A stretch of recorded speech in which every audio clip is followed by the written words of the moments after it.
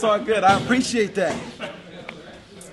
What's up, everybody? I'm Brandon the Cannon Adams, and you watching Fight Life Fit TV. Yeah, I said good. Hey.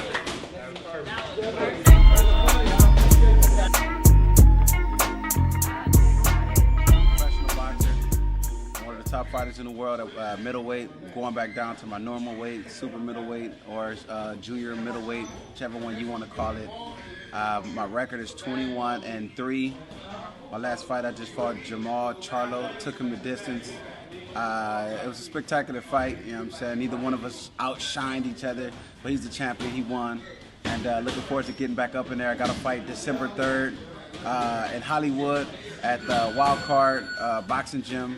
They're gonna turn that into an actual fight venue. So it's gonna be super dope getting back up in there, doing my thing. This bout concludes with an official time of 1 minute 40 seconds of round number 2. Your winner, by way of knockout from the city of Watts, Brandon Cannon Adams. I'm saying, especially around these times, we need to fight. Okay, that's perfect. That's perfect. And for those that have been following your career back then up until this very point right now, I know you had to overcome a lot of obstacles. And Fight Like Fit, our mission statement is it ties in with your story. Fight Like Fit is a source of encouragement.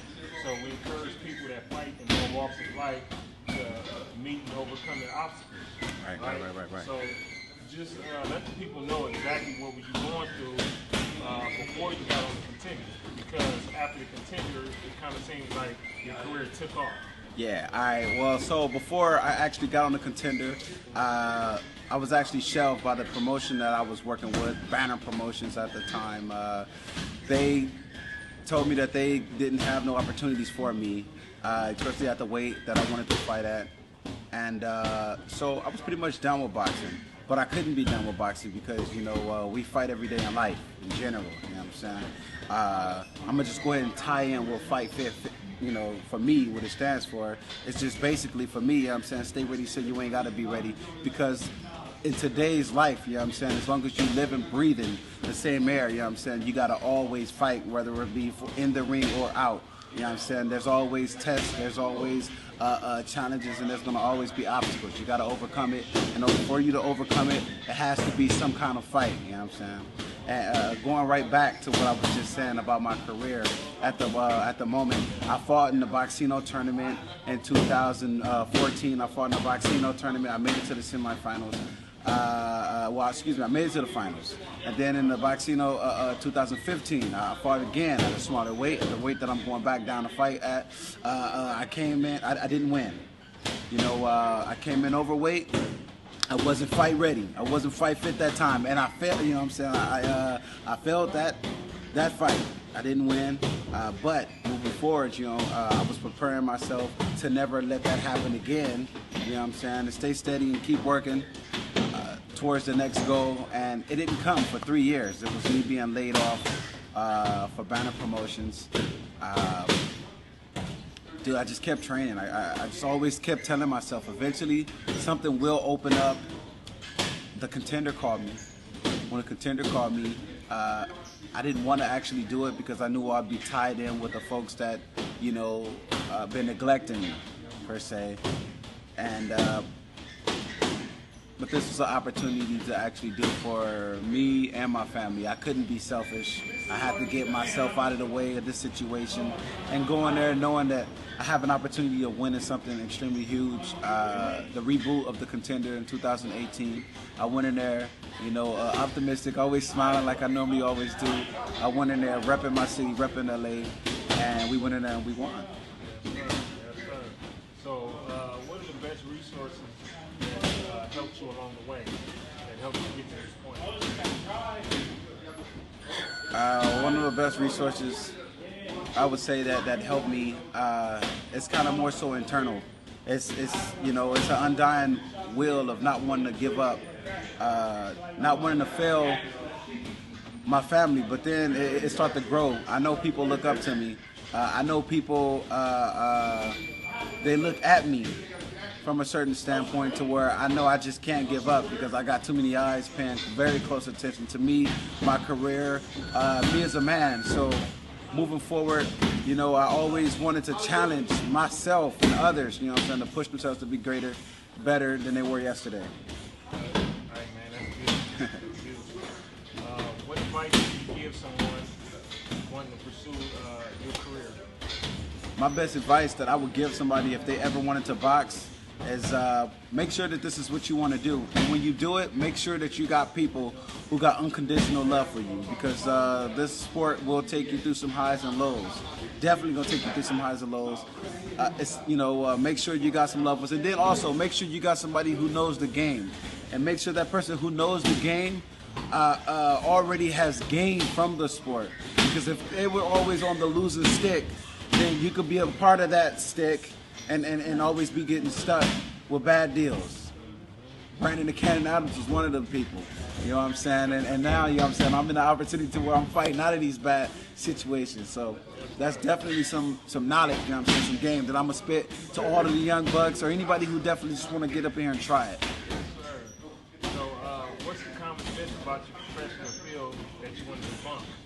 Because, you know, there's a lot of myths and things surrounding boxing. So, like, I want to the pros and cons, basically. Got you. Well, you know what I'm saying, one of the myths about boxing that I want to change, that I feel like I'm changing already just talking to you guys, is we can talk clear. You know what I'm saying? We can talk proper. You know what I'm saying? We aren't perfect. Everybody choose their own destiny. You know what I'm saying? You work hard at something. And another thing, we're not mean people. You know what I'm saying?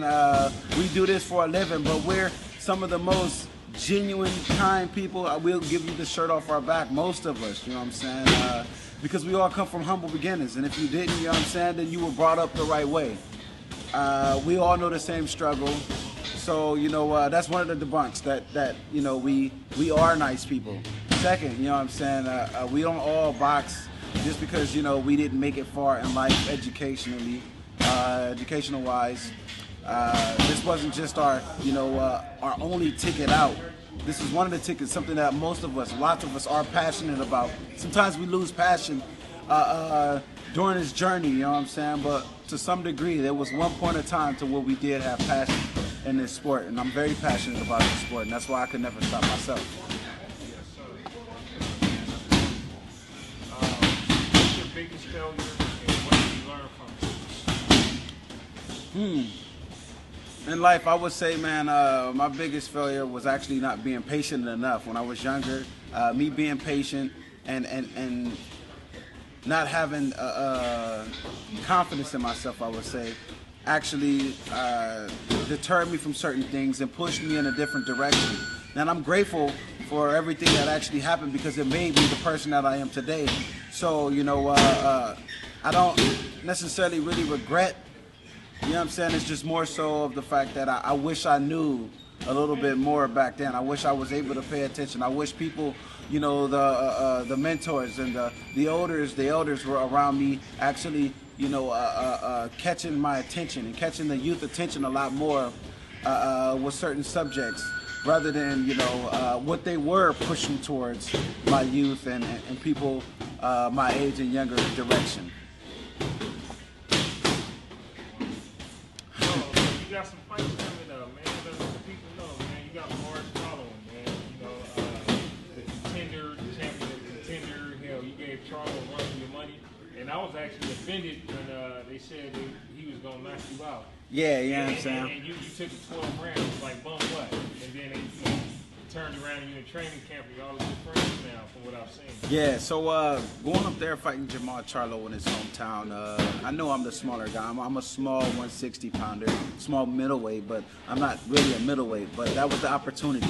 When opportunities come knocking at your door, sometimes you got to open it, you know what I'm saying, see what it's offering. I definitely did that, fighting Jamal Charlo. When me and him fought, no, he didn't do what everybody was expecting, you know what I'm saying, the 1 or the 2 rounds. They blamed it on me being an awkward fighter, whatever, I don't mind. He couldn't do what he done to everybody else. He didn't look so spectacular. There was a lot of moments in the fight where, you know, people just wasn't sure about what was going on, but he and I knew. And then moving forward, you know, I'm a good person. You know, I'm a good dude, so I had an opportunity to go help him for his last fight where he just fought Dermachenko. And when I went out there to go spar with him, he saw, you know, a whole different me. He saw a Brandon Adams that has grown from the last time we fought. Also, 100% a healthy Brandon Adams. And I was able to push him to get the victory, period. You know what I'm saying? I helped him. I was a helping hand in that. And we got to learn a whole lot about each other. We've learned, you know, we're very competitive with each other. You know, he's more outspoken about it than I am. But, you know, he beat me. He best me one night. So, and I know that wasn't the absolute best of me. And because I know that wasn't the absolute best of me, it's going to always be that fire to want to prove to not just him, to them, you know, them as the fans, to, you know, the people out there, naysayers, but to myself, because I know what I'm capable of.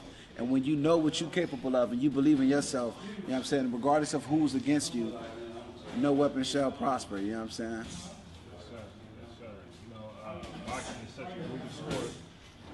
What inspires you to take this path? You want to know, it's funny, man. As brutal as boxing is, I've never looked at it as it being a brutal sport. It's you know, it's a very intense physical game of tag. I don't ever think to myself, you know, kill the man, even though my punches might show that intent. It's a sport. It's a sport for me. I used to fight growing up, and fighting growing up, you know, the mentality was totally different. So growing up, having a lot of street fights, it grew me up to where when I started boxing, I understood and knew it was a sport. So, you know, yeah, I want to beat the guy by any means, but at the same time, I recognize that, you know, we're human before anything, and at the end of the day, I got a family, he got a family, and if he ain't got a family yet, you want to, you know, eventually hear that he's grown into having him a family. So, you know, at least me personally, my mindset and how I feel about boxing is totally different from the average guy because I started boxing late. So I appreciate life more so than I appreciate any and every other thing. So I try to show that in how I talk and how I live and how I box. So what were some of your favorite boxers growing up? My all-time favorite boxer, I'm not going to lie to you guys, was Mike Tyson. He was the guy who got me going. You know what I'm saying? It was Mike Tyson. Mike Tyson Punch-Out, you know? Started from Mike Tyson Punch-Out.